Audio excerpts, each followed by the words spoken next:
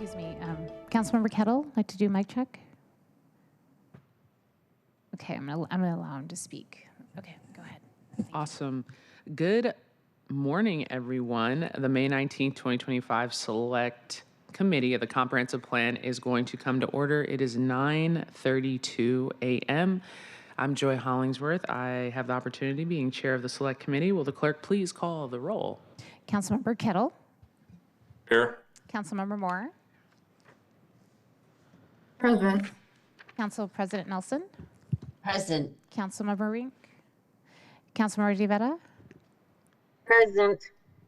Councilmember Saka, Here. Councilmember Strauss, Present. Councilmember Solomon, Here. and Chair Hollingsworth. I am here. 8 present. Awesome, thank you. We will now consider the agenda, and if there's no objections, the agenda will be adopted. Hearing none, the agenda is adopted. So welcome to session 1 of the public hearing for the interim legislation of House Bill 1110. I want to thank everyone for your attendance and engagement today, especially those online, as well as the incredible staff and volunteers. I know this was a lot of logistics today, and really appreciate all the planning from our staff to the volunteers today, as well to IT, our clerk's office, everyone. This public hearing is specifically for us to hear community feedback on the amendments for the interim legislation. There will be an opportunity for future hearings to provide comment on the comprehensive plan and permanent House Bill 11 legislation. This coming public hearing is not dedicated to those pieces of legislation. Remember, today is just about the interim legislation of House Bill 1110. Today we have broken up into 2 sessions. Session 1 is going to begin at 9:30. Will be reserved for remote public comment. Registration started at 8:30 and it's going to remain open until 10 a.m. Our goal is to get through all remote speakers during this morning sessions and recess around 12:30 or earlier, depending on the numbers of registered speakers. If we don't get through all remote speakers by 12:30, then those remaining speakers will be recognized during our second session.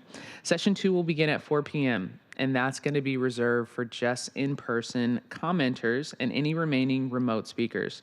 Should there be any registration to speak in person, that will start at 3:30. There will be registration, excuse me.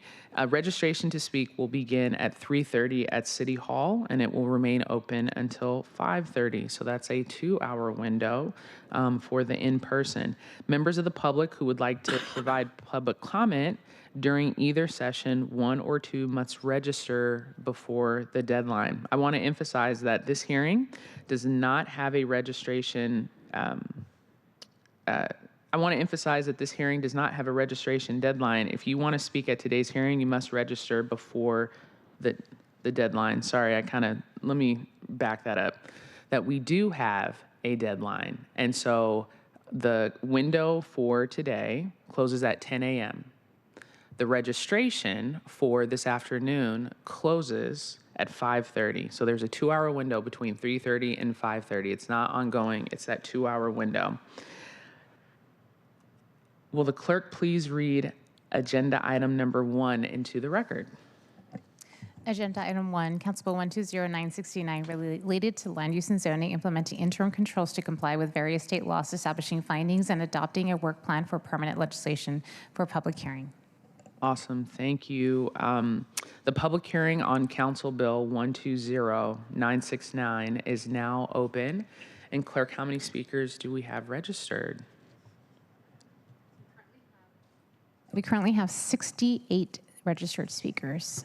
Awesome. Okay, each speaker will get 1 minute. Clerk, can you please read the instructions for the public hearing?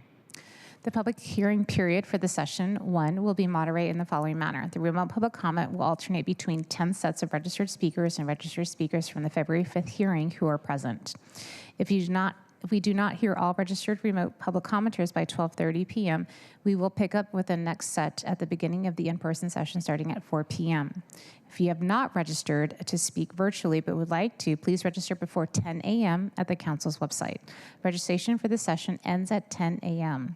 The council will recess after registered remote speakers have spoken. If the council is not able to call on all speakers by 12:30, those remaining speakers will be called on during the 4 p.m. session. Awesome. Thank you, Clerk. So we're going to go ahead and begin public comment. And as promised, and we kept our promise that we would honor those who were not able to speak at our February 5th public hearing due to the inclement weather.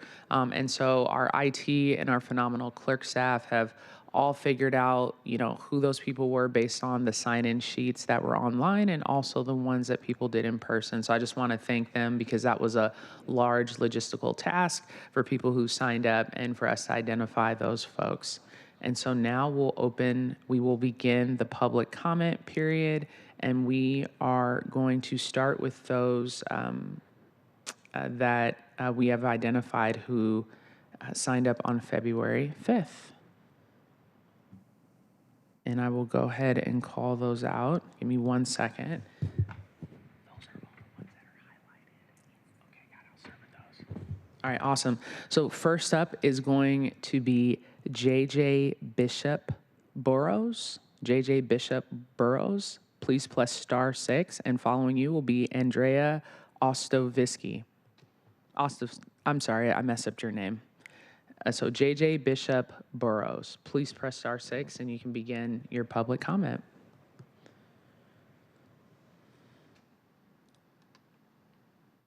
Hi everyone, my name is JJ and I'm a homeowner in Madison Valley and recently formed Free Madison Valley to defend our proposed neighborhood center. Over 195 of my neighbors have signed Free Madison Valley's petition calling on City Council to expand our neighborhood center and add additional gentle density near the Rapid Ride G by improving the mayor's transit-oriented stacked flat bonus. Specifically, we're asking City Council to expand the stacked flat bonus to lots within a half mile of all Rapid Ride bus stops or within a quarter mile of another frequent transit bus stop. Remove the 6,000 square foot lot minimum requirement, allow at least 6 units per lot, and add an exceptional tree height bonus to increase the height limit to 4 stories for stacked flats on lots that preserve a 15 by 15 foot unpaved green space for an exceptional tree protected or large conifer planting. Please unleash the potential of more affordable and accessible stacked flats near transit and encourage the market to build up, not out, to expand our exceptional tree canopy. Thank you. Thank you, JJ. Next, we have Andrea Ostrowski. Andrea Ostrowski, please press *6 and you may begin.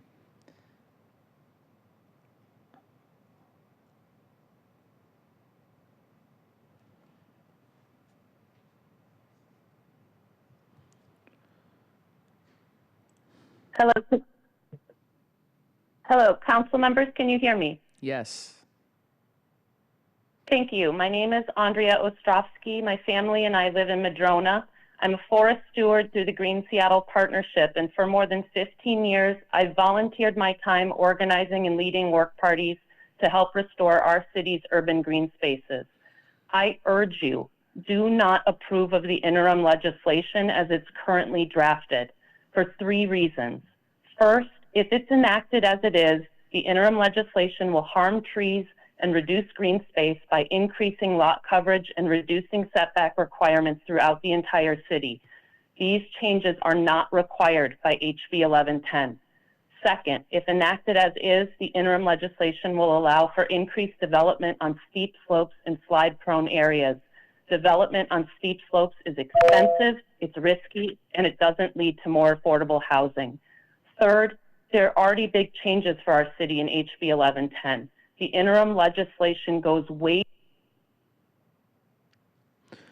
Thank you, Andrea. Next, we have Michael Brunner. Michael Brunner, followed by Deb Barker. Go press *6, Michael.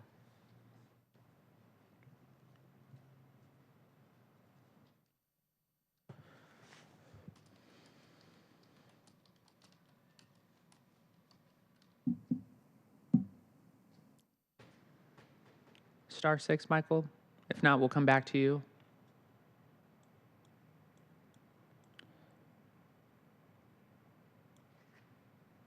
All right, we will come back, Michael. Let's do Deb Barker. Deb Barker, press *6.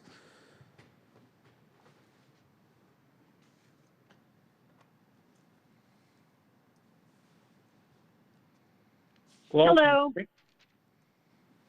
Are we good to go? Yes, you're good to go. I see you too, Michael, so you'll be next. Go ahead, Deb.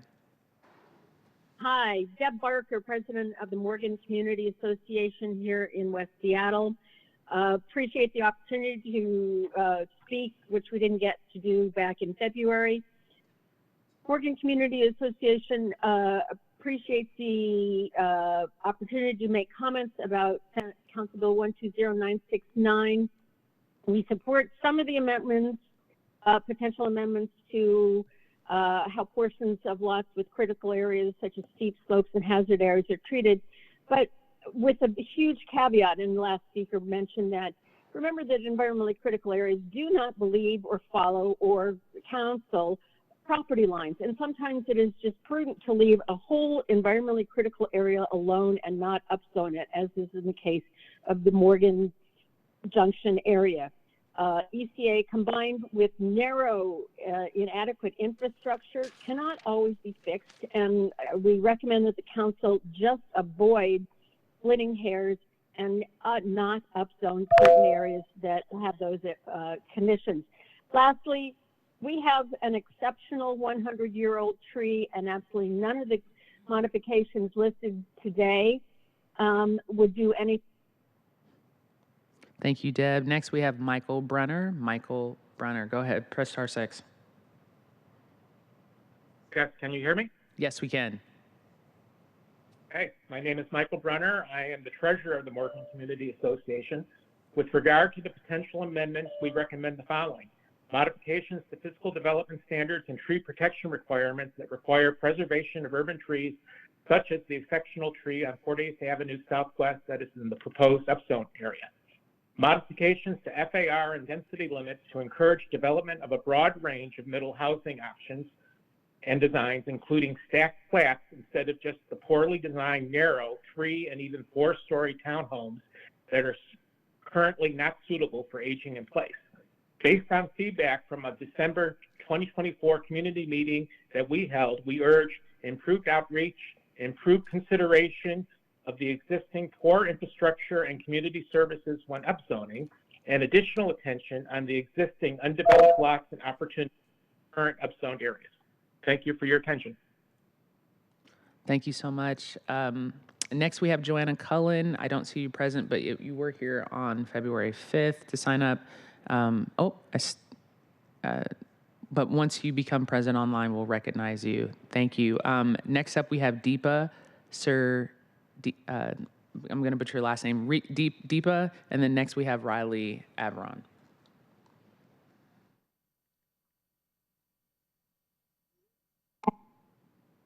Hi, my name is Deepa Sivarajan, and I'm the local policy manager at Climate Solutions. I'm also a lifelong West Seattleite. Climate Solutions strongly supports the recommendations of the Complete Communities Coalition, and we call on Council to pass the interim zoning ordinance without delay. Ensuring that underserved communities can continue to live and thrive in their neighborhoods while Seattle's population continues to grow is necessary for climate justice, allowing them to adapt to the disproportionate impacts of climate change that they face and reduce their greenhouse gas emissions from transportation and housing. Increasing clean, affordable housing near transit while still protecting communities of color and low-income communities from being displaced is key to Seattle's climate future. Please pass the interim zoning ordinance without delay, and this summer we call on Council to pass the full One Seattle plan to ensure a livable future for Seattleites. Thank you. Thank you, Deepa. Next, we have Riley Averon, followed by Randy Banneker. Press star 6, Riley.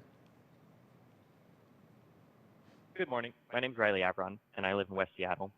I'm here to ask you to move quickly to pass this interim legislation and the boldest possible comprehensive plan, which was the most popular option during the 3 years of public outreach that has already occurred. My landlord is in the process of raising my rent.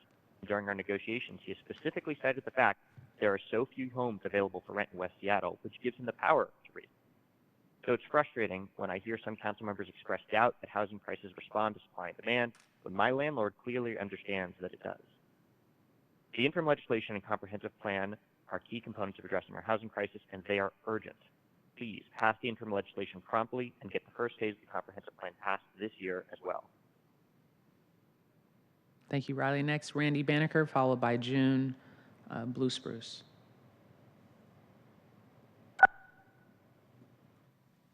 Sure. Hollingsworth, members of the committee, thank you for the opportunity to comment today. My name is Randy Banneker. I'm here on behalf of the Seattle-King County Realtors. We're in a housing supply crisis. We don't have enough housing, and what we do have is unaffordable for most people. The only path to greater housing affordability is to increase our housing supply. And along those lines, we urge you to pass the interim ordinance without delay to allow a diverse range of middle housing types.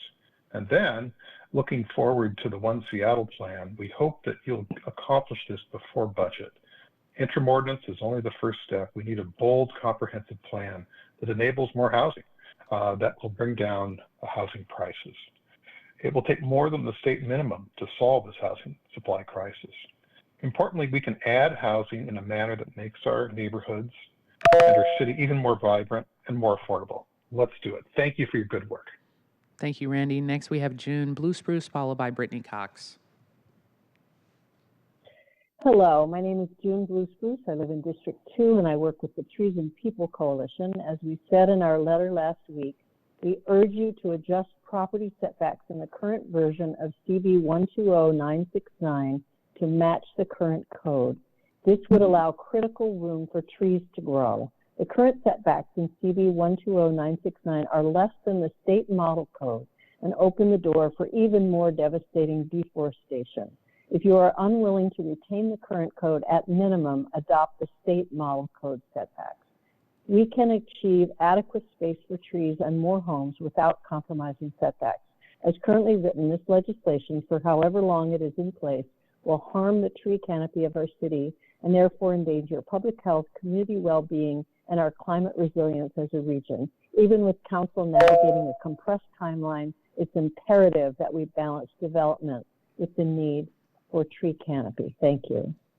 Thank you, June. Next, we have Brittany Cox, followed by Michaela Daffern. Hi.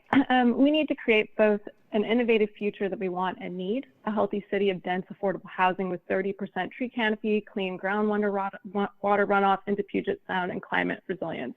If we allow the proposed current planning to build a future without tree canopy, we may get a city with dense housing, but we will also get significantly contaminated urban water runoff, heat islands, and a decline in overall health, except in wealthier neighborhoods where they can afford trees.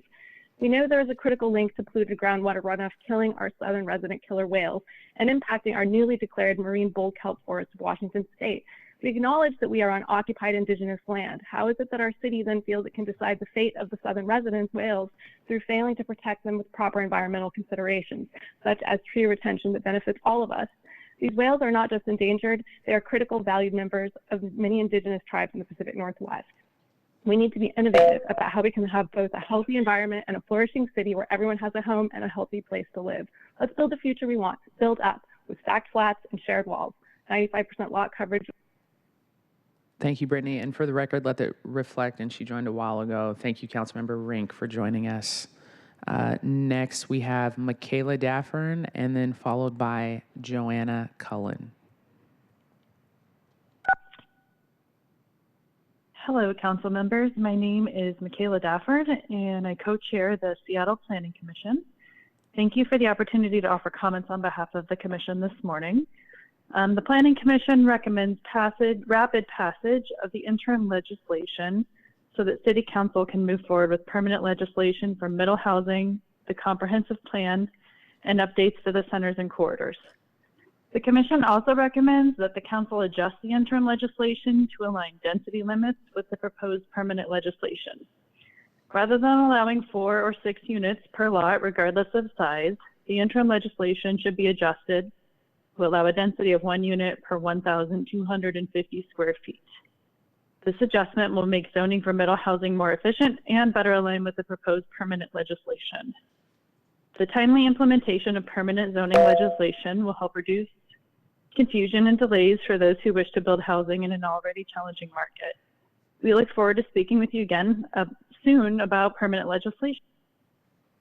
Thank you, Michaela. Next, we have Joanna Cullen.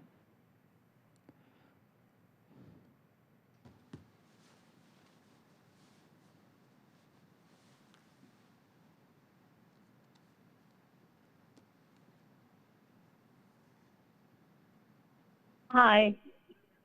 Hello. So thank you. So anyway, I'm Joanna Cullen, and I live in the Central District. So I'm asking you to please pass the setback amendment. The current interim code reduces setbacks without adding space or for retaining trees. And we should not be paving over our urban forests with no plan for sustaining and building environmental and clean air resilience. Council members who speak mainly for planting new trees without defending and expressing the value of existing trees have got it wrong. We want housing and trees, and passing this amendment won't affect our ability to build dense housing. Environmental justice isn't about creating more heat islands and poor air quality for everyone. It's about ensuring that all residents live in areas with a canopy. Thank you, Joanna. Next, we have Howard Greenrich, followed by Melissa Neher.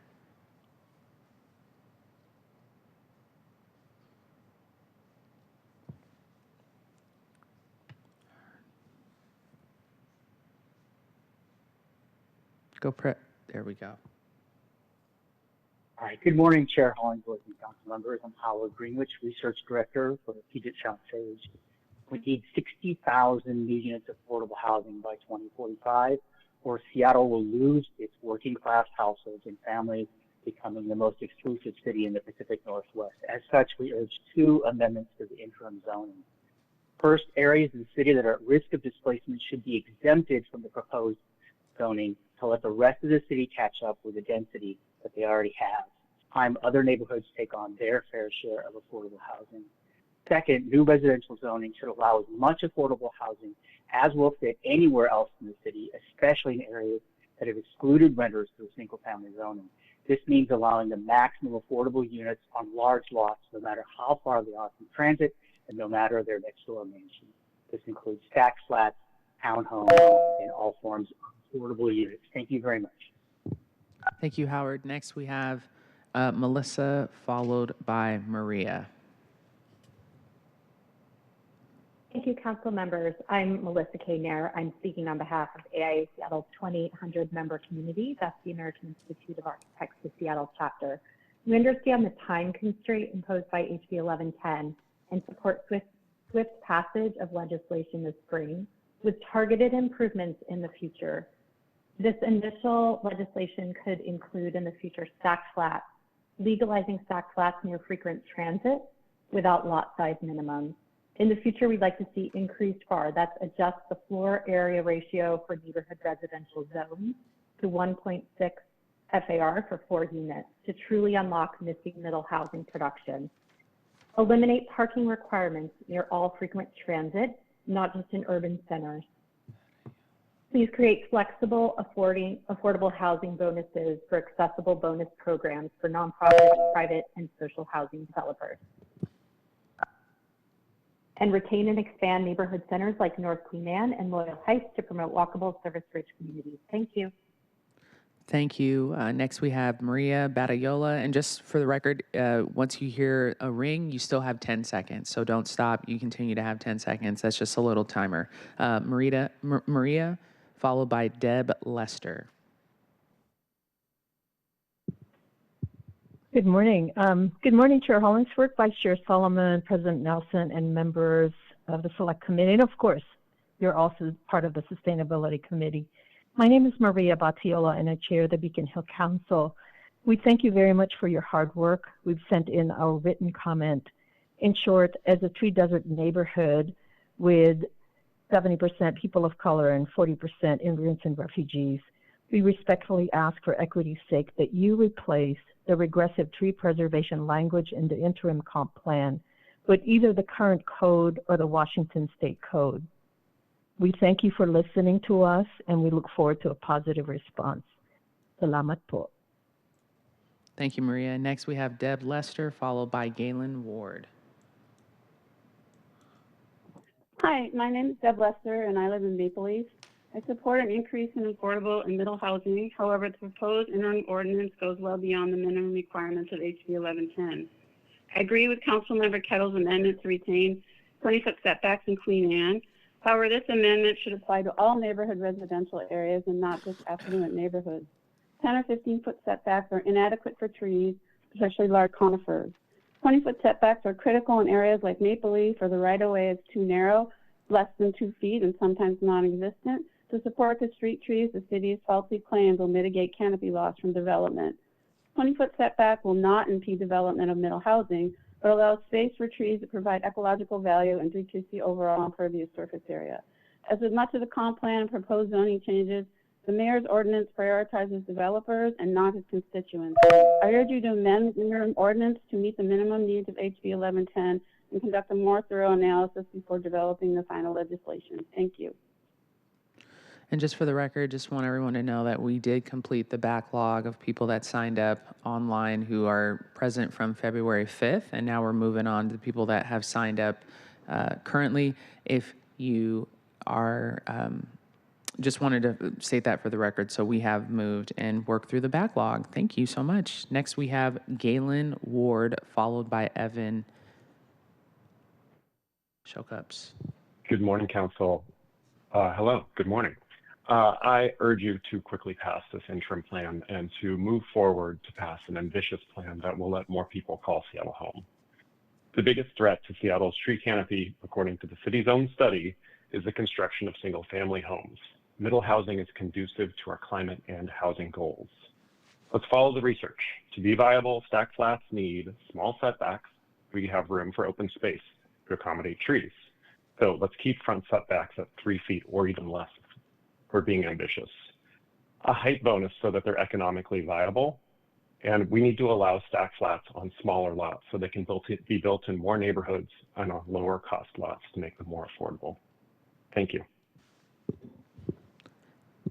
Thank you. Next we have Evan, followed by Craig Walker. Good morning, Council. And I'm a North Seattle homeowner located in an RSL zone. A nuanced definition of dwelling area has prevented me and my family from building our new home for the past 3 years, even after approval from a paid coaching session with SDCI. An opportunity presents in Amendment 6 to Council Bill 120969, which updates Municipal Code Section 234417 to include RSL zones in the same category of density allowances as neighborhood residential zones.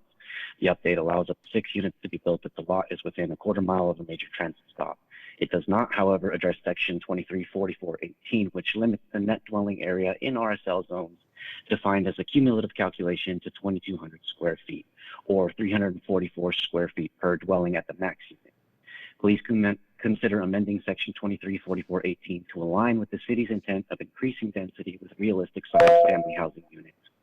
This can be accomplished by removing the cumulative definition of net dwelling area or increasing the 2,200 limit to a number that considers the new allowances purposes. Thank you. Thank you, Evan. Next we have Craig Walker, followed by Nancy Lichter, and it's 10 a.m., so registration is closed for public comment for our online first session. Craig, followed by Nancy.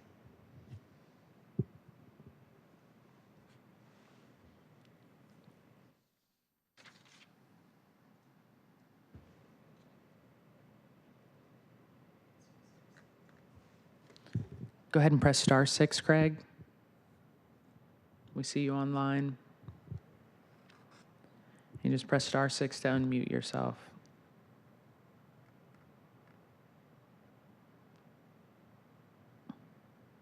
Or we'll go to Nancy. We'll come back to you, Craig. We'll go to Nancy. Nancy, press *6.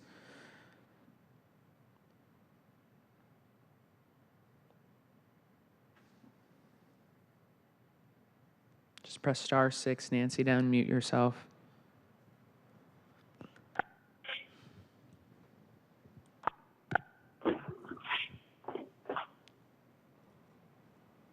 Hi, Nancy. We can hear you. Hi, I'm Nancy Lichter, a Maple Leaf resident. I want to thank Councilmember Moore for her support and comments about thoughtful density, as well as the entire council for all their work in this process. I'm sharing my concerns along with a dozen other Seattle neighborhoods who have come together regarding the proposed changes. The city's proposed interim legislation, which is not required by state law, goes beyond implementing HB 1110. And this impact is alarming. It would cut setbacks in half for the whole city from 20 feet to 10, which is significant, harming tree canopy. Second, it increases lot coverage, resulting in even more existing tree removal. And thirdly, it raises the building height by 2 feet and reduces sun exposure, etc. My ask is for the council to apply logic and implement a minimum HB 1110 with no changes to setbacks, lot coverage, or building height, allowing for thoughtful. Thank you, Nancy. Next, we have Craig Walker. We'll come back to you. Press *6 to unmute yourself, followed by Steve Zemke.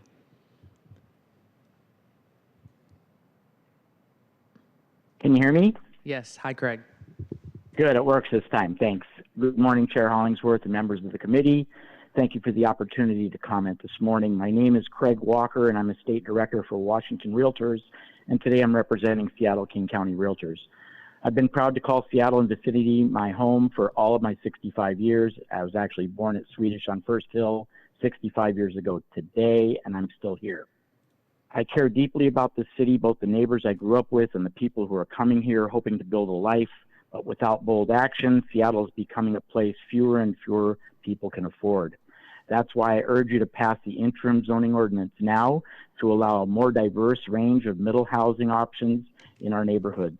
And after that, please adopt the full One Seattle plan before budget season. We need more than the bare minimum if we're serious about solving this crisis. We can grow in a way that keeps our communities vibrant and makes room for everyone. Let's make it happen now. Thank you for your time. Thank you, Craig. Next, we have Steve Zemke, followed by Caroline Ullman. Yeah, my name is Steve Zemke. I'm speaking for TreePack and Friends of Seattle's Urban Forest. I'd urge that you only do minimal changes now required as required under House Bill 1110, and look at other changes to be considered in the final comp plan. We support maximizing housing and maximizing tree canopy at the same time. Keep the current setbacks of 20 feet in front and 20 feet in the back to allow more space to retain and plant trees. Allow SDCI to ask for alternative site designs if it would save more healthy trees. Bend and remove the basic tree protection area cannot be modified that's in the SMC 2511. Require all street tree projects including ADUs, require street trees for all those projects. Thank you. Thank you. Caroline Ullman, followed by Sean Kemna. Hello, I'm Caroline Ullman. I live in Maple Leaf along the recently designated Greenway where the mayor wants to build up to 6-story apartment buildings. Today I'm testifying about something else that doesn't make sense. CB 120969 interim legislation. The city's proposed interim legislation goes well beyond the minimum requirements of HB 1110 and was written per staff's April 11th memo to give developers maximum flexibility. What about your constituents? The interim legislation boosts building heights by 2 feet, cuts in half space for trees along the street, and increases overall lot coverage. We all want trees and thoughtful density that produces affordable housing types and encourages community, but the interim legislation fails on all counts. Please preserve existing setbacks, building heights and lot coverages, and protect our trees. Thanks for the opportunity to share my views this morning. Thank you, Caroline. Next, we have Sean Kemna, followed by Sol Villarreal.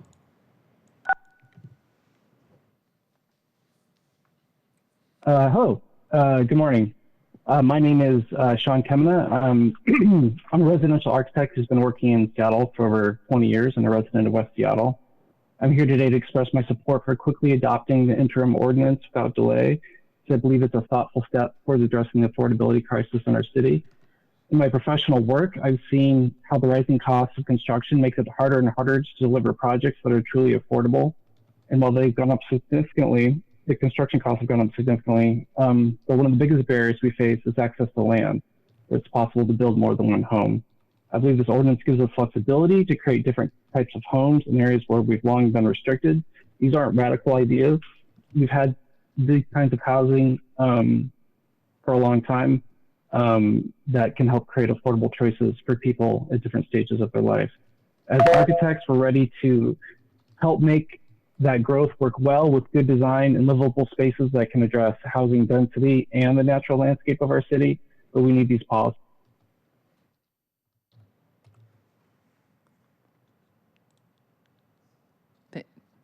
Thank you, Sean. Next, we have Sol, followed by Ryan Talon. Sol Villarreal. Good morning, council members. My name is Sol Villarreal, and I'm a realtor in Seattle working primarily with first-time home buyers. For many of my buyers, the first home that they buy in Seattle will also be the last one they can afford. The housing ladder that many of us were able to access is broken because we stopped building the middle rungs of that ladder decades ago. Seattle desperately needs more family-sized houses, back flats, and other townhome alternatives for median-income families. Those are exactly the types of housing that the One Seattle plan will allow throughout the city. So on behalf of my clients, I urge you to pass the interim ordinance without delay and to pass a bolder version of the mayor's full One Seattle plan before you get into budget season this year. Each of you has the power to help solve the city's housing crisis. I just ask that you put it to good use. This is not the time to do the bare minimum required by state law. Thank you. Thank you, Saul. Next, we have Ryan Talon, followed by Aline Fortgang. Good morning, council members. My name is Ryan Talon. I'm a resident of Capitol Hill and a registered nurse at Harborview Medical Center. Seattle faces twin crises, unaffordable housing and climate change. The solution to both lies in bold, smart growth, not sprawl. Every home we fail to build in our city pushes development outward, destroying forests, increasing emissions, and deepening the inequality of our city. Seattle must first act now by passing the interim housing ordinance. Delays fuel displacement and sprawl. Second, pass the full One Seattle plan before the summer recess, prioritizing dense, transit-rich neighborhoods to protect our region's ecosystem. And lastly, rejecting false choices. We can house people and safeguard our environment by building sustainably within city limits. Sprawl isn't inevitable, it's a policy failure, and we have the tools to prevent it. Upzone near transit, streamline green construction, and reject car-dependent expansion. Don't kick this to the fall. The climate and thousands of rent-burdened families can't wait. Lead with urgency. Thank you. Thank you, Ryan. Next, we have Eileen Fortgang.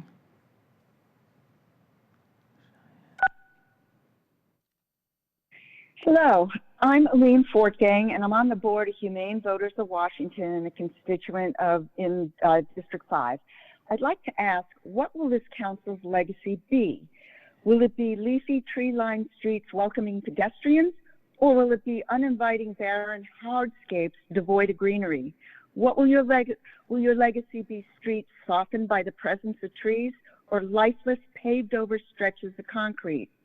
Will your legacy be streets with natural shade or sterile, sun-scorched hardscapes? Or will your legacy be green corridors or countless heat islands?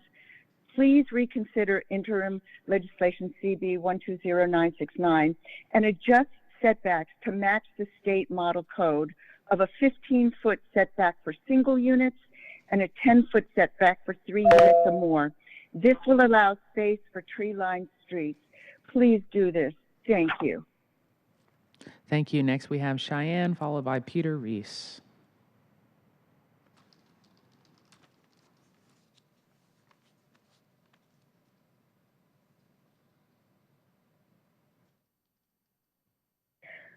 Good morning, Chair Hollingsworth and members of the committee, and thank you for the opportunity to comment today.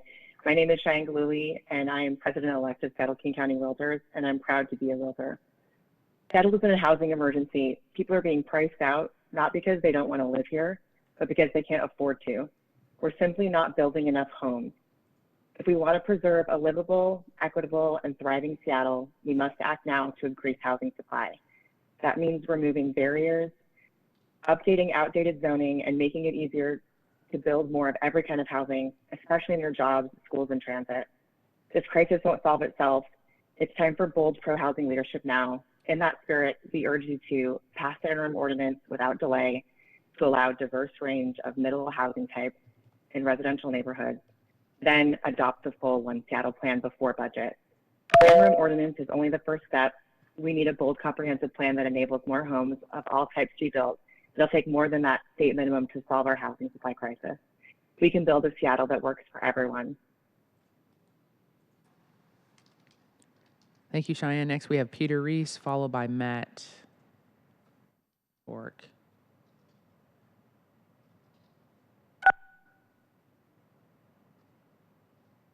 Good morning, council members. My name is Peter Reese, District 3 resident, and thanks for the brief opportunity to speak with you. I'd like to reiterate my request that you adopt interim legislation that satisfies the requirements of HB 1110, but does not go any farther in altering current land use regulations. As you've heard from testimony and learned from your own reading, the legislation that OPCD brought forward is simply a rewrite of their proposed permanent legislation, and it fails to adequately address the issues of displacement, affordability, tree protection, protection of environmentally critical slopes, and thoughtful setback regulations. Enacting interim legislation that is truly interim and that does not accidentally grandfather unintended development rights will allow you the time and space to do this properly, and it will send a strong message to OPCD and the executive that their work is not yet done. This is a great opportunity to do density right. You should grab it and understand that the proposed legislation in front of you is not a step in the right direction. Thank you. Thank you, Peter. Next, we have Matt, followed by Richard.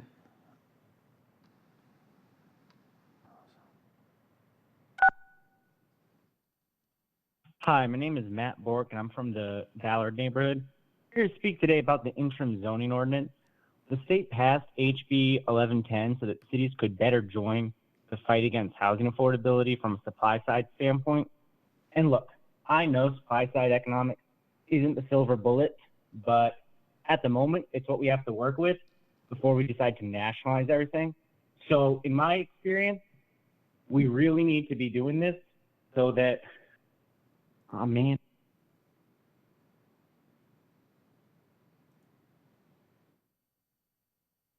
You're still good, Matt. We can still hear you. Okay, we'll come back to you, Matt. Sorry about that. We'll come back to you. Hi, Richard. We have two Richards. Hello, this is Richard Ellison. I'm a District 4 homeowner, and I have been trying to protect trees in the city since the 1990s in front of Jan Drago and the Urban Forest Task Force. The interim legislation that's proposing to reduce setbacks to 0 feet or 10 feet is really kind of an outrageous giveaway to the development community. We are already removing so many of our large trees. We can build taller, we can protect our trees. Seeing 60-inch and 40-inch diameter giant redwoods and western red cedars being cut down because developers say, we don't have to, we don't want to, we're not going to. If the city council does not stand up and protect these trees, they are going to be lost forever. If you build 10-foot setbacks and 5-foot setbacks and 0-foot setbacks, there will be hardscapes there forever for the rest of the city. I urge the city council to do all that it can to protect trees on. Thank you, Richard. Next, we have Richard Newman, followed by Jerry Stanton.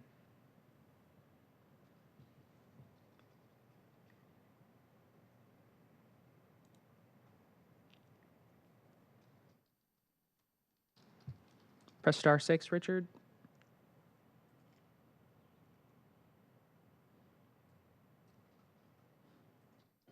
Just press *6 to unmute yourself.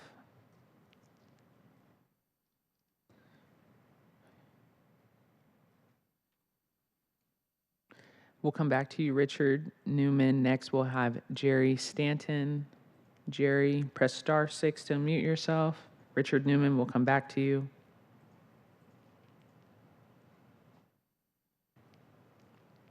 Stanton. My wife and I live in Madrona. At your March 20th meeting, Council President Nelson asked the question, how is frequent transit defined? This frequent transit occurs extensively in the comp plan collateral material, significantly 27 times in the environmental impact statement. It is FAQ. Staffers correctly answered the question, frequent transit is in our code for parking requirements, meaning bus routes with weekday service every 15 minutes. However, I respectfully submit you got a correct answer to the wrong question. Better questions then and are today: why is frequent transit not included in the definition of major transit stop? HB 1110's key criterion to allow 6 middle housing units within a quarter mile and to eliminate off-street parking within a half mile of major transit stops. Volcano, when actually realized their transit resources didn't coincide with the definition, contacted the Department of Commerce for guidance, who allowed them to modify the definition in their respective ordinances. I respectfully ask that the council consider including frequent transit area. Thank you, Jerry. Next, we have Richard Newman. We see you online. If you press *6 to unmute yourself.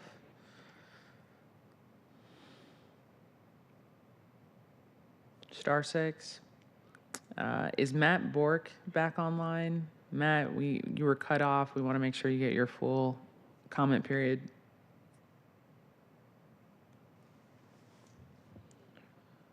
No. Richard, can you *6? We'll come back to you, Richard. We see you online. *6.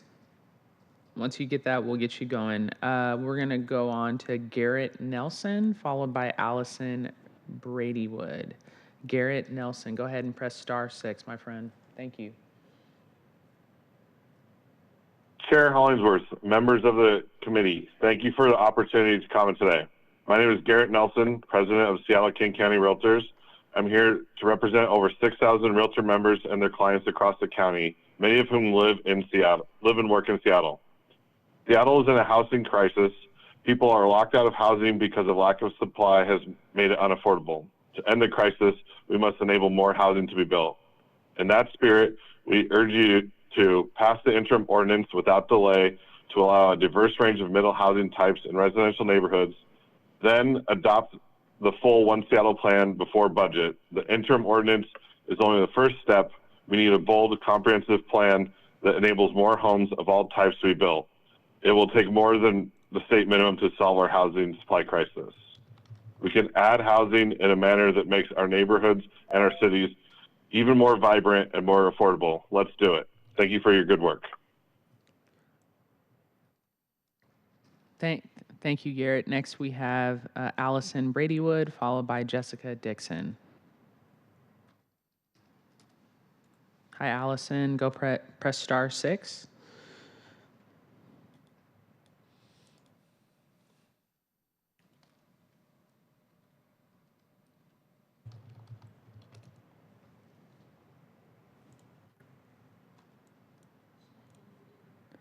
Good morning. Can you hear me? Yes, now we can. Allison, good morning. Good morning. For the record, I'm Dr. Allison Bradywood, a Montlake resident for the past 9 years. I'm testifying today in opposition to the interim legislation, requesting the council instead keep to House Bill 1110's mandate for middle housing compatibility with single-family homes. As a nurse, I have tremendous appreciation for the legislature and the City Council's focus on supporting equity in housing and access to transportation. We do need to increase density in urban corridors, particularly those with transportation access. That said, the proposed ordinance vastly exceeds recommendations included in House Bill 1110 related to lot coverage, setbacks, and building height. This bill outlines the comprehensive plans must include a housing element that ensures the vitality and character of our established residential neighborhoods. I would ask the council to preserve our neighborhood character by adding density without reducing 20-foot front yard setbacks or increasing building height. Most importantly, this forwards building developer interest, leading to unaffordable housing. Thank you, Dr. Bradywood. Next, we have Jessica Dixon, followed by... Oh, Matt's unmuted. Hold on, Jessica. My bad. Matt, you're unmuted. Matt, let's go back to you. Matt Bork. Sorry you got cut off there. No, that's my fault. I apologize. I was on a walk, dropped my phone. Again, I just want to say that I support the interim zoning ordinance. The state passed the bill so that we can better join the fight against housing affordability, and Seattle really needs to be leading the way. The fact that other cities in this state are doing more expansive zoning than we have right now is pretty embarrassing. And listen, again, I know supply side economics isn't the best, but kind of what we have to work with. I've benefited from such policies. During my time in Minneapolis, there was a bunch of new housing going up, and I was paying $800 for a studio. That would be a dream here, and young people like me really need that dream to happen. So right now, I would really encourage the city to upzone as much as possible and get that housing built. Thank you. Thank you, Matt, and enjoy your walk. Jessica Dixon.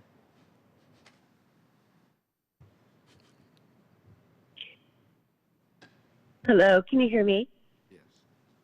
Yes. Yeah.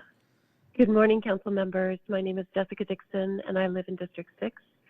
Without the following amendments, both the One Seattle Plan and the current tree ordinance will result in a net loss of tree canopy citywide.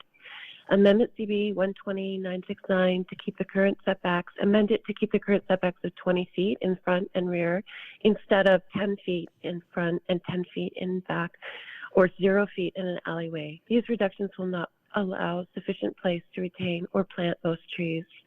Amend the Seattle Tree Protection Ordinance section SMC 251170 to remove the provision that the basic tree protection area cannot be modified during development. The International Standards of Arboriculture and SMC 2511-130 say it can be modified. This provision is a bullseye on all our remaining large trees in residentially zoned areas of the city, the areas with our greatest share of trees. Allow the Seattle Department of Construction and Inspections to ask developers for alternative site designs to save existing healthy trees where possible and create designated tree planting areas. Thank you, Jessica. Next, we have Kevin Kilbett, followed by Connor Stein. Hey, Kevin.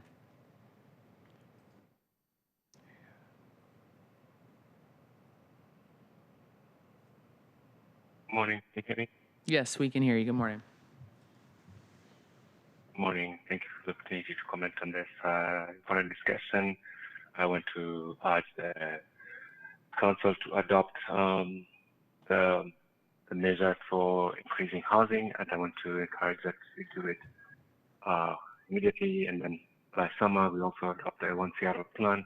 I also want to encourage the council to look into waiving HA fees and being able to encourage more staff housing and as such pile-on enabled housing to be adopted. In terms of the setback, I think tools to allow tools in the DCI and the permitting format so that we can be able to still get a win-win and have the flexibility to be able to increase housing and still have some canopy coverage for housing. And also, I think it's important also to remove the lot size to be able to ensure that the missing middle will be spread all over the city. Thank you. Thank you, Kevin. And Richard, I still see you online. Are you able to press *6? No worries. If not, we'll keep you posted right there, and we'll come back to you. *6 to unmute yourself. All right, next we have Connor Stein, followed by Jacob. Hi, Connor. Welcome. Good morning, Council. My name is Connor Stein. I'm a renter living in Fremont, and I'm asking you to pass the interim ordinance without delay. This ordinance does the bare minimum to comply with HB 1110, and we can't afford to wait any longer. Quick passage of the interim ordinance will allow Council to focus on adopting a bolder version of the full One Seattle plan before summer recess. Council must move swiftly and decisively to adopt a vision for our city that allows more homes in every neighborhood. Our housing shortage requires much more than the bare minimum. We need to allow dense multifamily housing off of toxic polluted arterials. We need to build up, not out, by aligning our land use code with our single-stair building code to preserve tree canopy and build daylit, family-sized stacked flats close to parks and schools. We need small setbacks, shared walls, greater density, height, and FAR bonuses, and no minimum lot size for stacked flats in neighborhood residential zones. We need more city in the city. We're in a poverty crisis. Our government is destroying our institutions, climate is irrevocably changed, and our neighbors are living on the streets. Our city needs to step up to make Seattle home for all who wish. Thank you, Connor. Next, we have Jacob Abriz, and this is a call for Bruce Hall. You're not present, but you're next up. So, Jacob Abriz.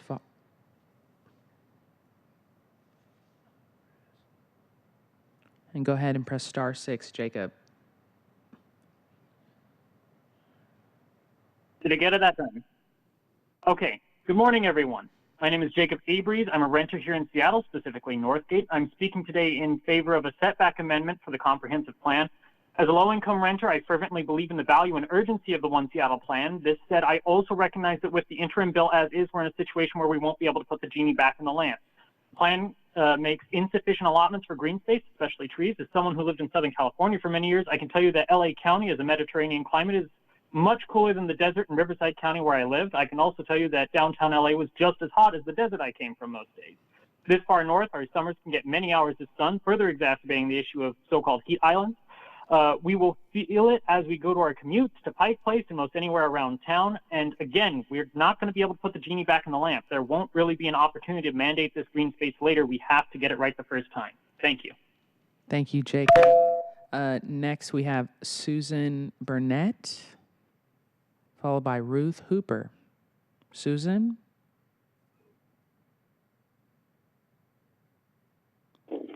Yes, my name is Susan Burnett, and I'm a retired Seattle secondary teacher. And I want to say that we desperately need housing that is for moderate income folks. But to allow 95% of a lot to be covered by buildings and pavement is an obscenity. We need vertical flats with green space around them. We need little trees planted on public and private land, and they are a nod to the future.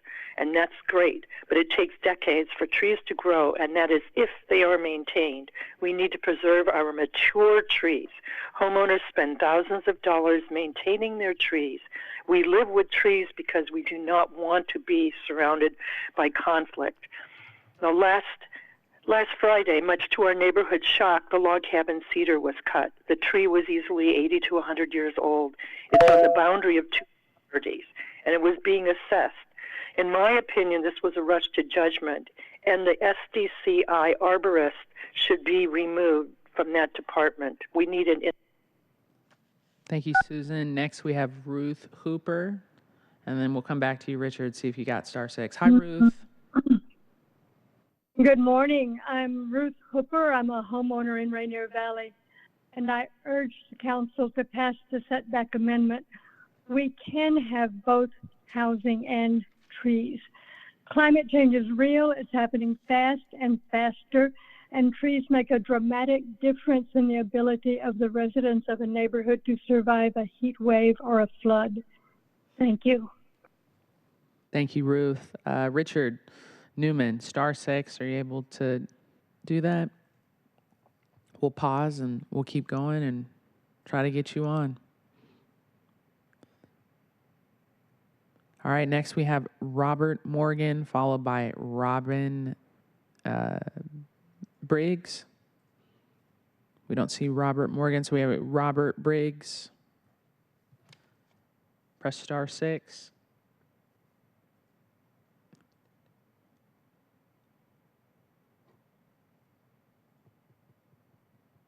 You're off mute. Can you hear me? Yes, we sure can. Loud and clear. Great.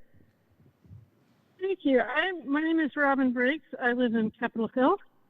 I support the request of the connected communities. Sorry, I'm not finding my notes here. I think it's a big equity thing for more housing. And if more people can choose to live in the city, that's a good thing, specifically in parts of the city with quiet streets. More housing will have economic benefits as there will be more people for local businesses and more people to work many of the jobs that now require hours of extra driving time. And the reduced driving time will also help reduce greenhouse gas emissions. We need more housing because without it, more and more of us are ending up on the losing side of an increasingly desperate battle for something that used to be basic and achievable, a place to live. We can't get back to a path where fewer people want to live here. We can only choose whether to greet more neighbors or live in an increasingly exclusive enclave. Thank you. Thank you, Robin. Next, we have Ingrid Denter, followed by Thomas Robeson. Ingrid, go ahead and press star 6. I'm Ingrid Dinter, Council Bill 120969. Collectively, we, the citizens of Seattle, understand that more affordable housing is needed, but it is shameful how the mayor's comprehensive plan to address housing supply and affordability has been driven by developer interest. Do not pass the interim legislation. Keep instead HB 1110's mandate for middle housing compatible with single-family houses. The city ordinance you are voting on changes these standards and exceeds what's required by state law. The 20-foot front yard setback has been a consistent feature of Seattle's neighborhood for over 100 years. It's the infrastructure for the city's wide, cool air, shade, and protection against the danger of increasing high temperatures due to climate change. It will be more important in the future since no more parks are added. HB 1110 does not require the city to change lot coverage. Thank you, Ingrid. Next, we have Thomas Robertson, followed by Judith Bendich. Thomas, I don't see you online. We'll come back. Judith Bendich, followed by William Waldman. Hi, Judith. Hello. Hello. Hi. Hi. Hi. I have written you a letter.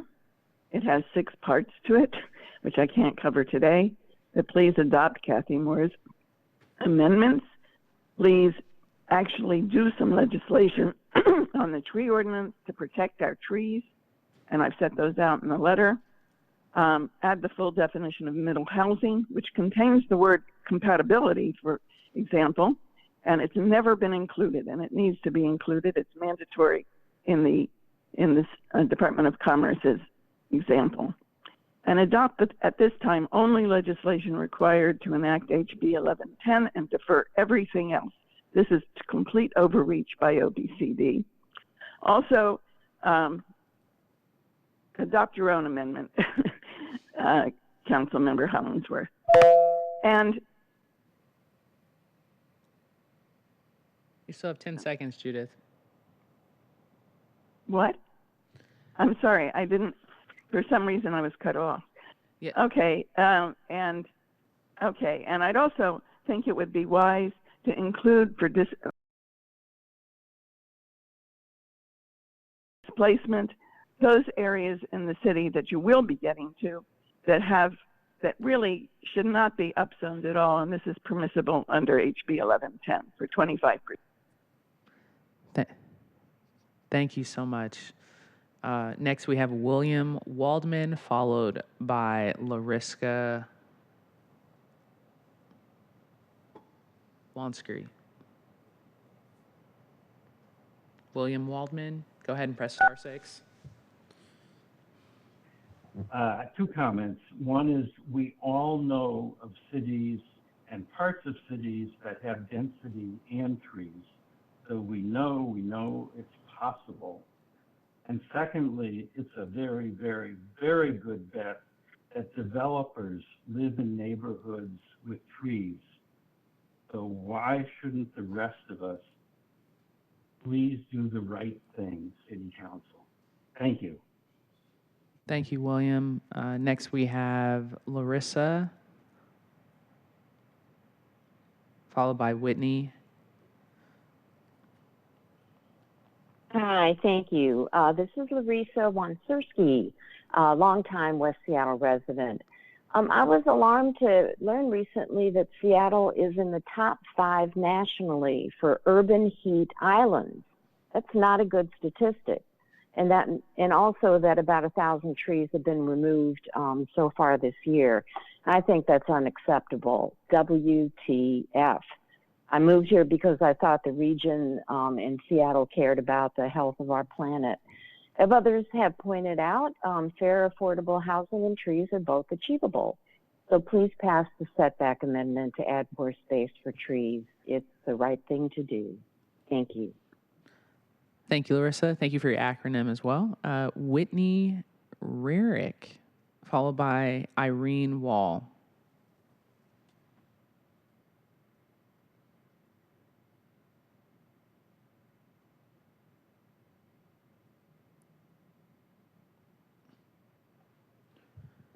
Go ahead and press star 6, Whitney.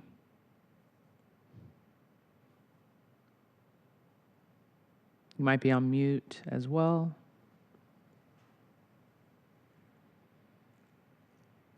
We'll come back to you, Whitney.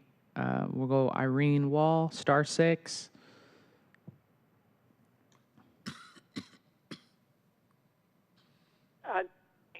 My name is Irene Wall, a resident of District 6 and a lifelong Seattle resident.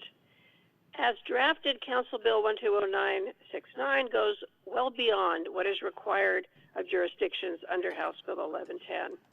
Allowing additional density is not the same as requiring it or bending over backwards to make it happen on every lot, regardless of size or locational characteristics. At least maintain the existing setbacks in all NR zoned areas.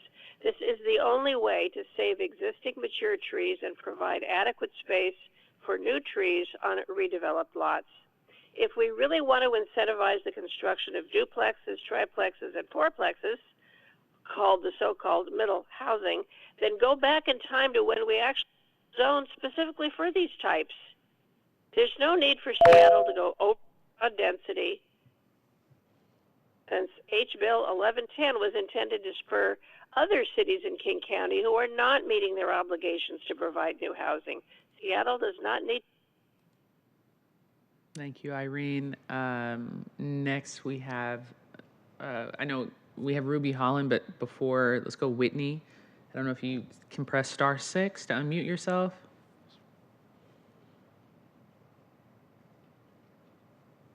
All right, we'll move on to Miss Holland. Hi, Miss Ruby Holland. Go ahead and press star 6.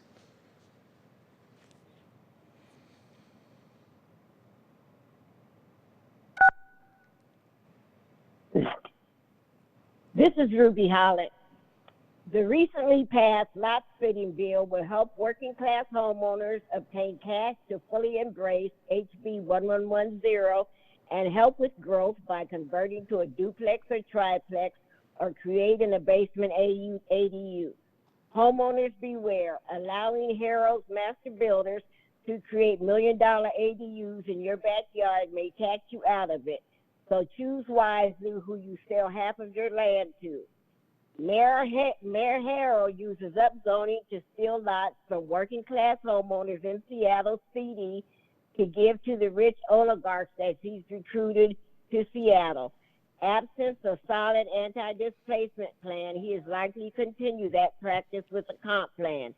Therefore, I'm begging you to release the CD from Bruce Harold's reign of terror and suspend all further upzoning in the CD. Allow us to work with HB 1110 like every other neighborhood in Washington state. Thank you, Miss Ruby. Next, we have Judith Waldman. Judith Waldman, followed by Lang Reynolds. Go ahead and press star 6.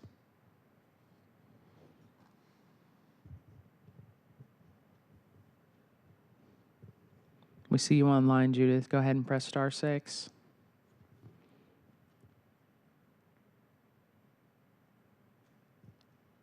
All right, we'll come back to you, Judith. We'll go to Lang Reynolds. Lang Reynolds, go ahead and press star 6 to unmute yourself, Lang.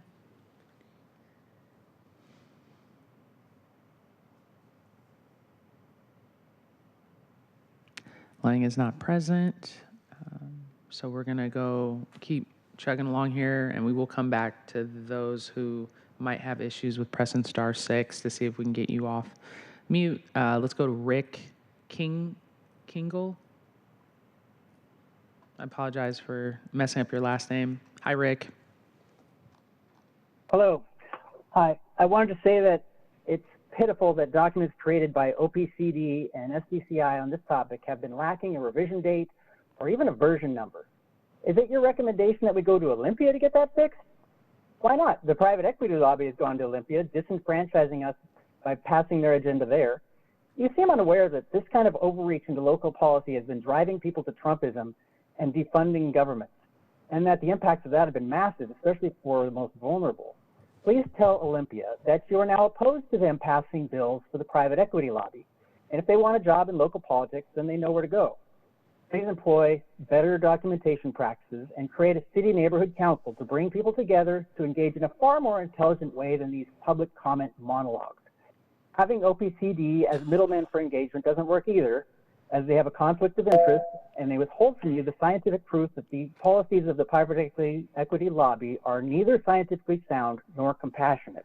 Thank you. Thank you, Rick. And Judith or Whitney, if you press *6, either one, we can get y'all going with public comment. Judith Waldman, *6.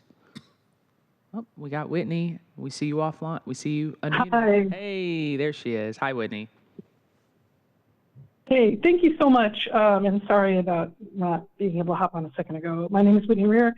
I live in Queen Anne, and I just wanted to say I fully support not just the interim zoning ordinance, but also the full One Seattle plan. And I want to make sure that I know that you're hearing a lot from people in Queen Anne, and I'm just going to say it's not everybody who lives in Queen Anne believes that we should bring up the drawbridge behind us. A lot of us want more neighbors, and we think density is the way to do it. We also believe that that's the more environmentally friendly way of doing housing is with density. And we live in a terrific neighborhood, and it's only right to share that rather than shut it down and make it only for rich people. So please support the full One Seattle plan and the interim ordinance. Thanks. Thank you, Whitney. Judith Waldman, we still see you online. You press *6. If not, we'll come back to you.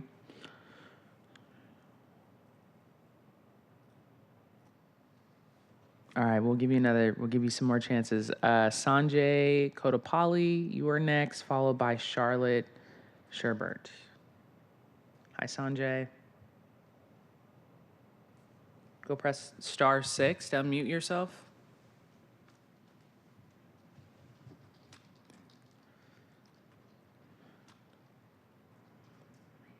You might be muted, Sanjay. We do see you off mute, but you might have your phone on mute. We cannot hear you. Sorry about that. Now we can. Hi, my name is Sanjay, and I'm a PhD student at UW. As the Puget Sound region continues to grow in population, if we don't provide enough options for people to live in Seattle near transit stops and without requiring a car, the endless urban sprawl of the suburbs will inevitably threaten even more of our region's forests. This means mass clearing of trees in favor of endless networks of roads and surface parking to accommodate the never-ending appetite for space the cars demand. I call on the City Council to immediately pass this interim legislation and look towards strengthening the full comprehensive plan.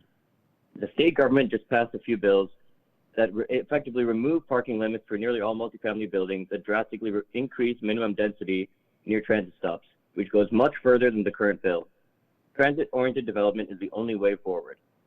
I ask the question, why is our city government being outdone with regards to urban policy by the statewide government?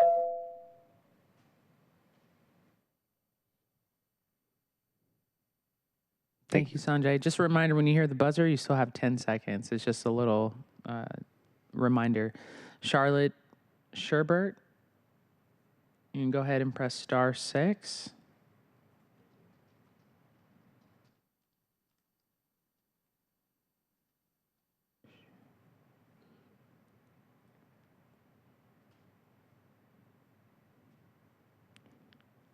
Press press *6. Charlotte.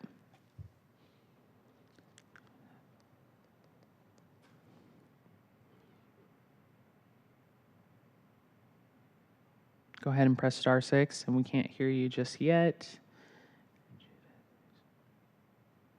I also see Judith Waldman. If you press *6, so we can try to hear you for your public comment. If not, we will come back to both. All right, we're going to go with Rita Hayes. Rita Hayes, press *6 to unmute yourself.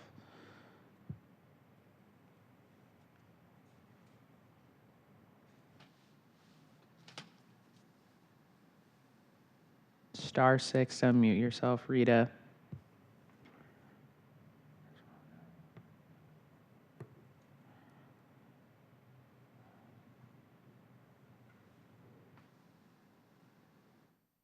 Okay, Rita, we will come back to you. We will come back to Charlotte, and we'll come back to Judith.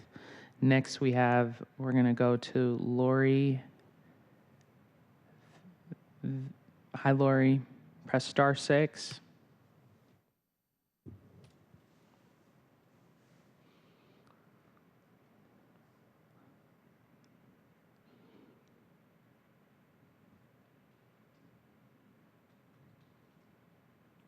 Press star 6. Hey, Charlotte got it. Hi, Charlotte. Oh, thanks. Yeah, I had to use my a different keypad. Okay, I'm a longtime resident of Montlake, and I am pro-density. Montlake is a key central neighborhood close to transit and employment hubs. It is critical to add more housing here. The neighborhood also has a lot of green space and access to lakes. The current plan is not tailored to the geography of the neighborhood. Montlake offers the opportunity to build taller apartments along green areas like the Arboretum and Interlake and Drive, and even near the lake. Building along these areas offers the opportunity to do something that Seattle generally does not, which is prioritize building along green spaces instead of arterials. Critically, this approach offers a better environment for new people moving in, especially for children.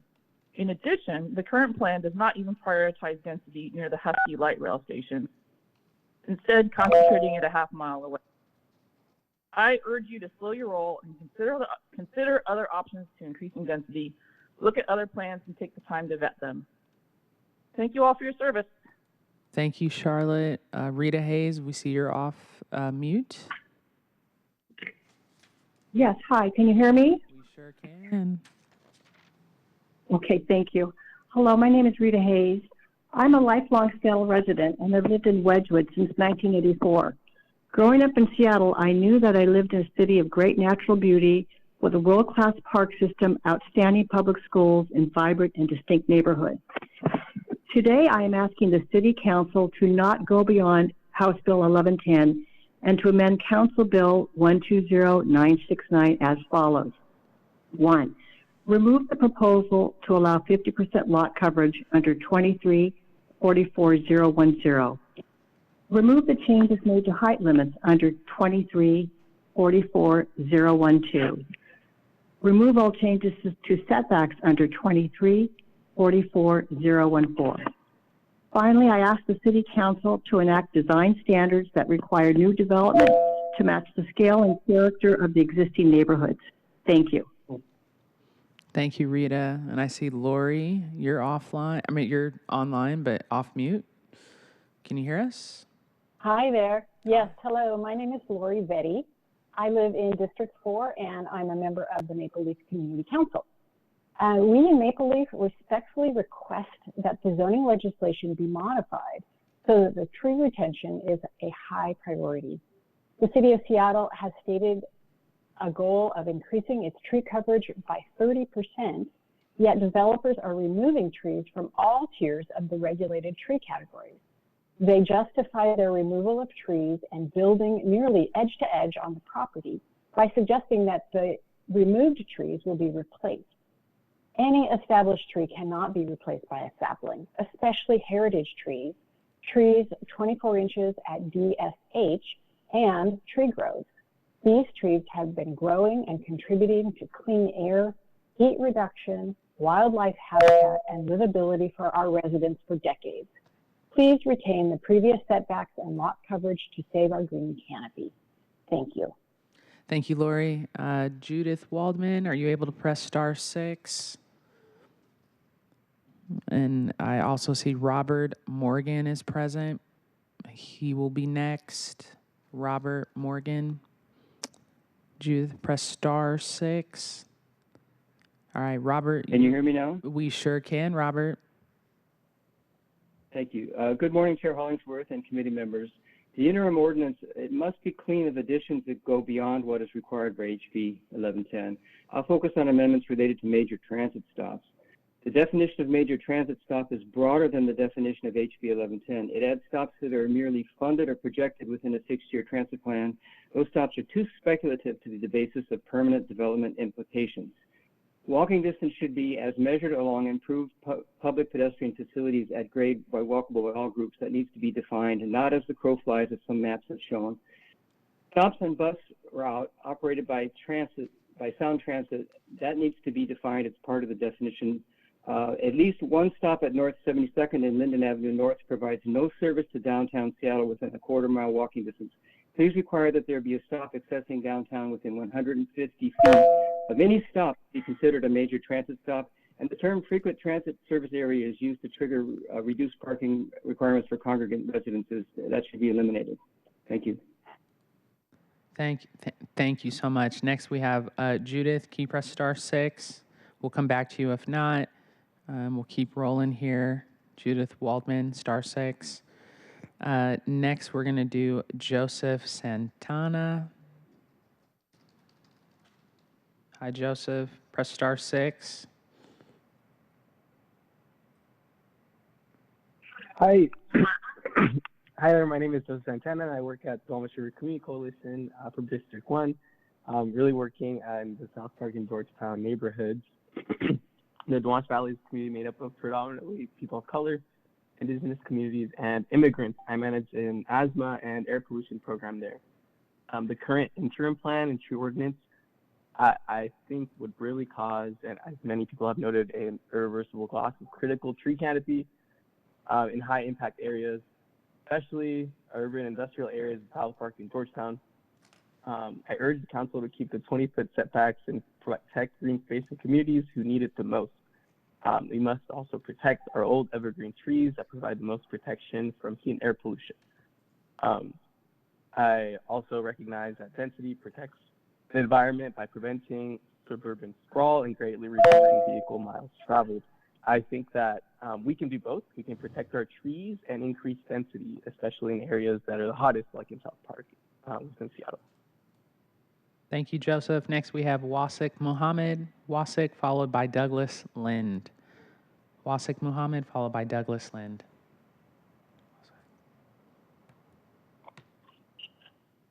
Hi, good morning, Council. My name is Wasik Muhammad, and I'm a new homeowner between Stevens and Capitol Hill. My home search was incredibly difficult, but I got lucky. Capitol Hill's density meant I could move from an apartment to a townhome without leaving my neighborhood. Most people in Seattle aren't that lucky. Friends and peers are being priced out because we haven't built enough homes. The lack of density in most of the city is a major reason why. We need more housing everywhere, no exceptions. Density supports affordability and is one of the best things we can do for the environment, cutting emissions, car use, and sprawl. Some have proposed increased setbacks in the name of tree preservation, but blanket rules like the Queen Anne Amendment undermines our housing goals. This should only be considered on a case-by-case basis to preserve mature, large trees, not as a backdoor way to oppose density, making things worse for the environment. Pass the interim ordinance now, and after that, pass a bolder version of the One Seattle plan with greater FAR, higher height limits, and more density. Remember that even Bellevue has gone further than we have. Thank you. All right, awesome. Thank you so much. We had people call into the office just now because they don't know where they are on the list. So I'm going to actually read the remaining speakers so people can be ready because there's a number of people not present towards the end and they might have thought that they had a little longer. So I'm going to go ahead and read those who are our next speakers. So right now we're going to, next we have Eric Rose. We have Dan Howes, and I apologize if I am messing up your last name. Please forgive me. Blame my head, not my heart. Douglas Lind. We have Rebecca Dietz. We have Mia Ayala Marshall. We have John Krauser. We have Thomas Komarski. We have Leo Kitchell, Bonnie Williams, and we also have Brad Corey. Those are the next speakers listed, and I'm also going to go on to the people that are not present, okay, that did sign up, so maybe you'll come back to us. Bruce Hall. We also have Richard Newman. We have Thomas Robinson. We have Aiden Thornsberry. We have Arthur Doros. We have Paulina Lopez. Judith Waldman, Lang Reynolds, Connor Cohn, and that's it. So we're going to begin with Eric Rose. Well, Eric, you're not present, but so I'm calling on, y'all are up. Eric Rose, Dan House, Douglas Lynn, Rebecca Dietz, Mia, John Crozier, Thomas Kumarski, Leo Kitchell, Bonnie Williams, and Brad Cohey. So right now we're going to go to David Haynes. You are present. David Haynes, press *6. Next up, we'll have Eric Rose. Hi, David.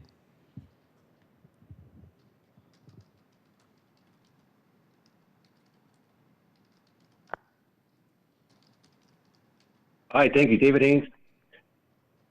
The City Council can be noble with the legislative pen and be a revolutionary leader throughout the nation if you simply take off the restrictions that sabotage the comprehensive plan. That's going to cheat multitudes of younger generations needing a better choice in home and real equity without arbitrary numbers purposely limiting housing units to appease sellouts who already got their home and want to take advantage of the supply and demand squeeze to further oppress the working class with low-quality housing developments, proving Seattleites who already got theirs are purposely conspiring to deny everyone else their need for a better choice in home. You know, I'm going to have to defer or yield the rest of my time. I have a pressing issue. I'm going to have to try and finish this later. Thank you. Goodbye. Thank you, Mr. Haynes. Next, we have Douglas Lind. But next up is really Eric Rose and Dan Howes. You all are not present, but we're going to go to Douglas Lind. We'll come back to you. So Douglas Lind, *6.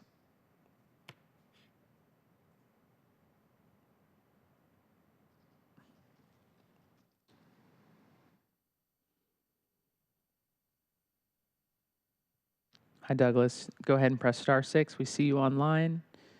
Thank you for being here.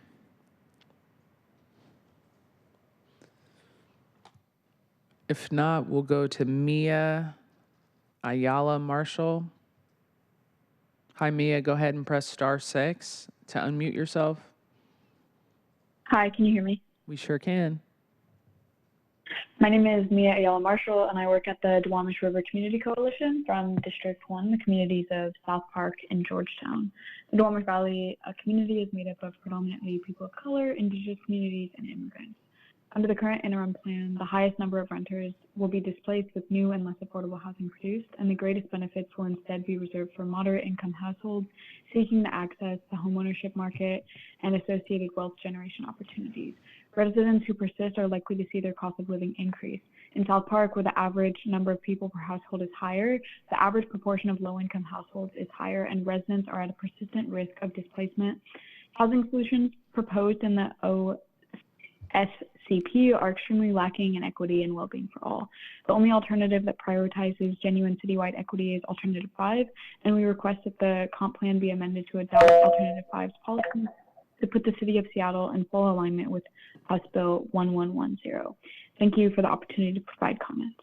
Awesome. Thank you, Mia. Next, we have John Crozier, and then followed by Leo Kitchell. Leo Kitchell, you're on deck. Hi, John. Hi, thank you. I have degrees in architecture, landscape, and planning. I live in Fremont. Our living environment is not just about stark boxes. That's just bad design. Density and green space are not mutually exclusive. The current plan is bad for trees. We need to have setback and make use for the room. Trees are a vital part of the livability of Seattle.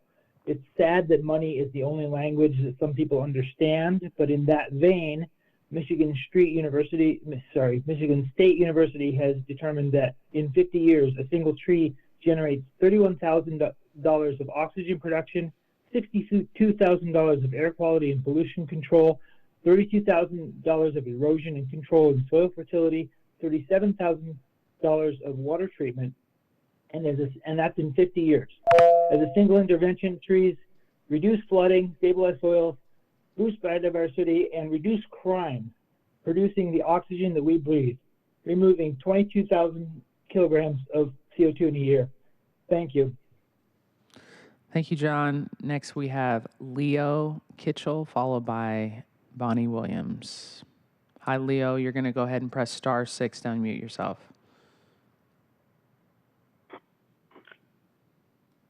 Hello, my name is Leo Kitchell. I'm a resident of Madison Park and have lived in Seattle for 25 years. Seattle has a housing crisis, and a crisis demands more than a minimum response. A crisis demands more than doing the legal minimum. A crisis demands action today and ongoing evaluation, rather than a 2-year study and delayed implementation. Please take bold action today to address our housing crisis, pass the interim ordinance without delay, and adopt a bolder One Seattle plan before the summer recess. Council members, please rise to today's challenge. Act with urgency to build a Seattle that works for everyone. Thank you. Thank you, Leo. Next, we have Bonnie Williams. Bonnie Williams, and then we'll go back to Douglas Lind. We see that you're present.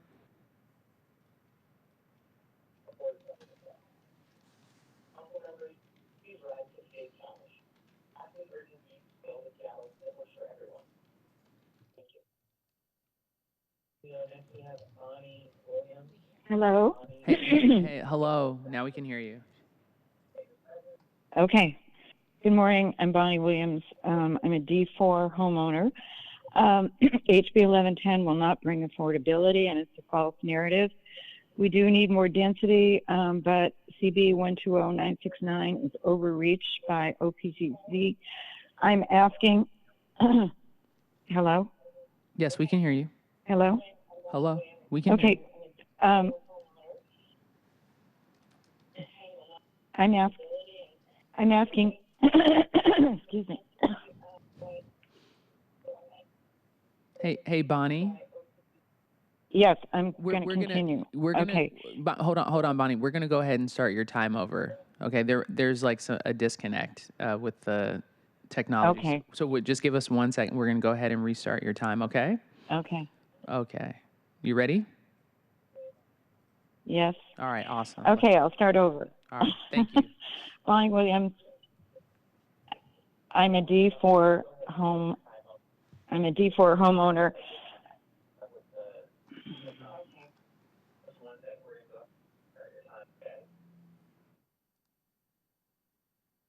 Yes. Okay. Okay.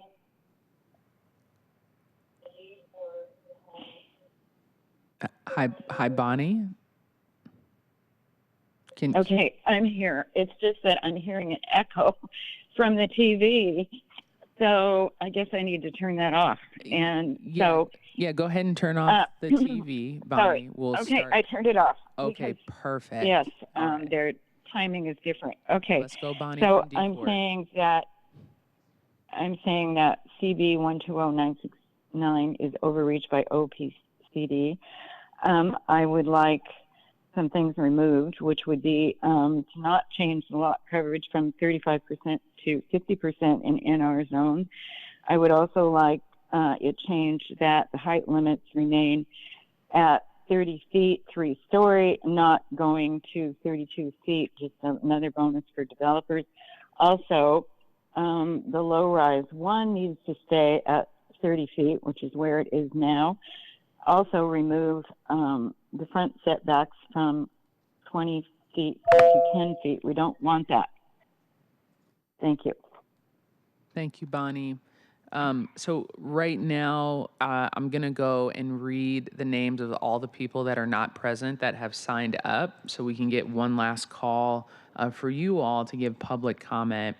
So we're going to go down the line. I'm going to read your names, and hopefully we can get you all present so you can give your public comment before we end our remote session. So we have Douglas Lind. And I'm going to read everyone's name twice. We also have Richard Newman. Richard Newman, you are present. And if you can get *6 here, then we can get you going on your public comment. We see you. Can you press *6 for us?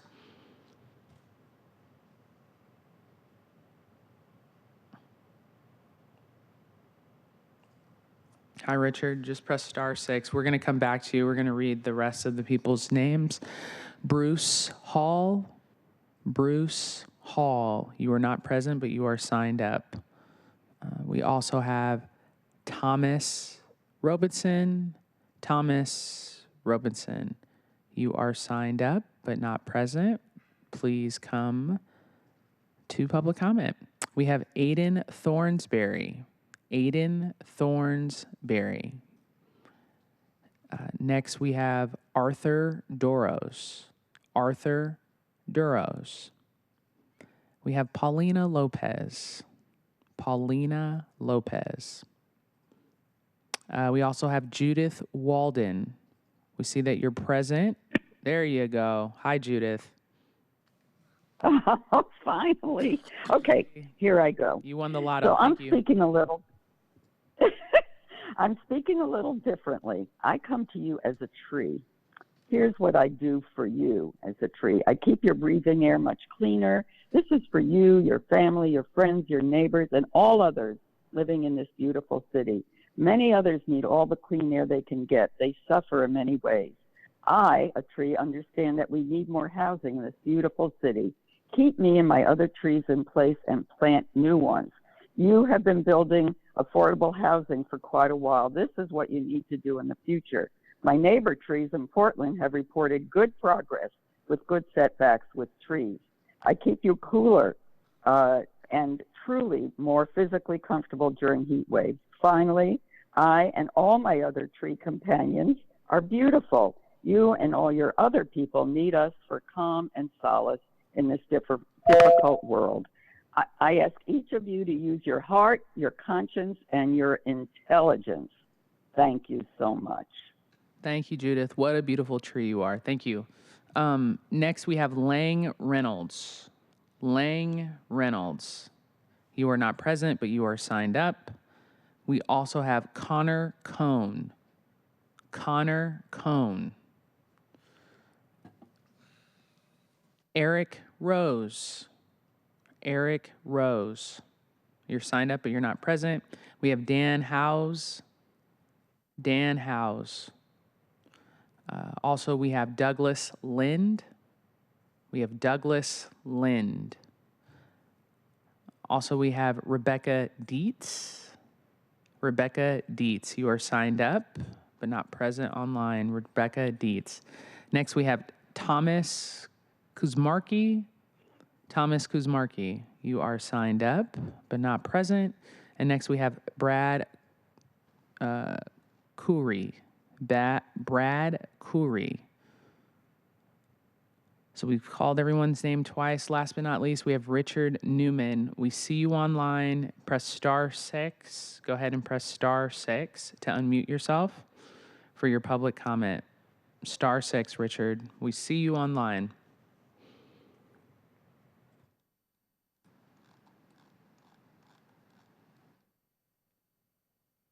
Richard Newman, *6.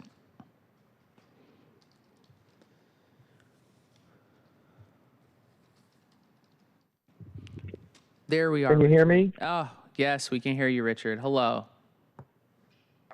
Hi. Good morning. Thank you. I'm a 25-year resident of Northeast Seattle. I have several comments today on behalf of the Thornton Creek Alliance, a nonprofit based in North Seattle. We support increasing housing density while balancing this effort with environmental and climate objectives. First comment, we support Councilmember Hollingworth's Amendment 2. Second comment, we're prepared to support a pending amendment by Councilmember Kathy Moore for more protection, more tree protection under the circumstances of development when this amendment becomes available. Comment 3, regarding the proposal that, quote, density on lots with environmentally critical areas would be reduced in portion to percentage of lot that contains ECAs. We do not support this idea. ECAs must retain normal required buffer zones in all cases. Supporting salmon requires a healthy waterway and habitat for their prey. A forested buffer zone is integral to that. Flexibility with ECAs today is not necessary for increasing housing, and it could result in permanent loss for wildlife, for watershed functions. And lastly, setback proposals risk encouraging too much impervious coverage. Thank you. Awesome. Thank you, Richard. We have a couple things. We've gotten through everyone who signed up for public comment on February 5th, who did not get a chance to speak. You were prioritized to be at the beginning, so we heard from you all and just wanted to state that for the record that we got through that. So thank you to our technology team, my RT, our clerk's office, and also our volunteers for cross-referencing those names to make sure that we heard and prioritized those people. We also got through all of our public commenters here. I still see the list of people that have signed up, but they are not present, and we have called you throughout the meeting. So thank everyone for signing up today. And if there is no objection, the Select Committee on the Comprehensive Plan will be in recess until 4 p.m. for our in-person public comment period on interim legislation for House Bill 1110. Hearing no objections, we will be in recess until 4 p.m. Thank you.